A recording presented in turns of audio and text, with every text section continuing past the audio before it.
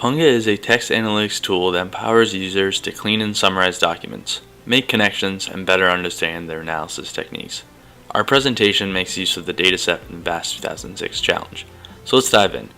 First, we'll add all the documents. With the document viewer, we can read all the documents.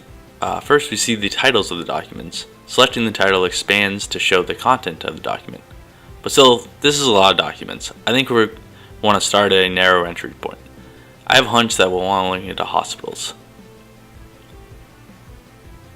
Still, that's a lot of documents. Let's see if we can narrow this down even more by removing the obituaries and the forms. There, that's a little better. So now we move over to analysis view, and we'll want to add these to the graph. We could view them in the document viewer, but I think first we want to visualize them. And we want to remove some of these documents that we know we don't need.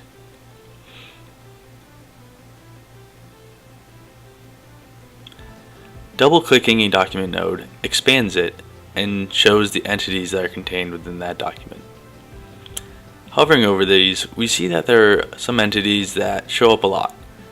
There's Alderwood and some names that show up very often. So we want to go back into the entity viewer to clean some of this up.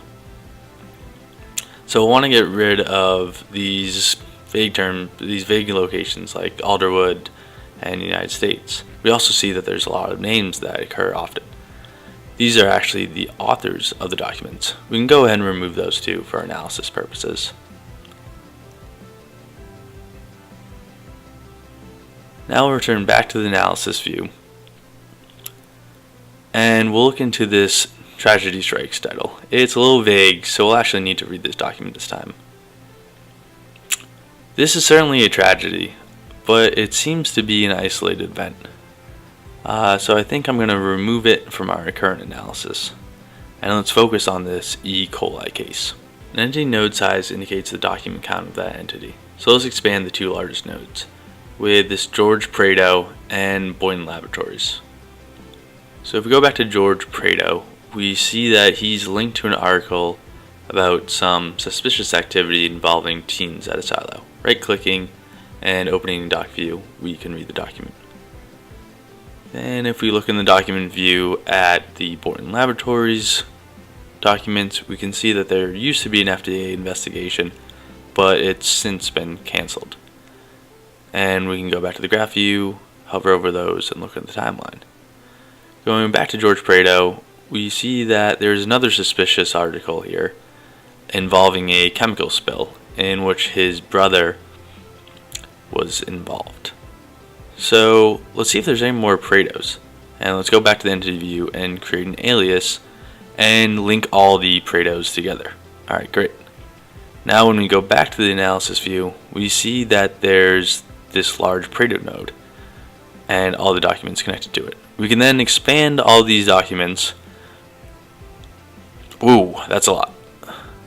Let's collapse those and only show the links with the current documents. There, that's a little better. Still, there doesn't really seem to be much there. There's the FDA, and there's some people who are associated with Boynton Labs, and this are. So yeah, let's go back and see if we can see anything in chronological. So see if there's any connections there. So we can hover over the timeline, and we can look at all the documents that appear in that month.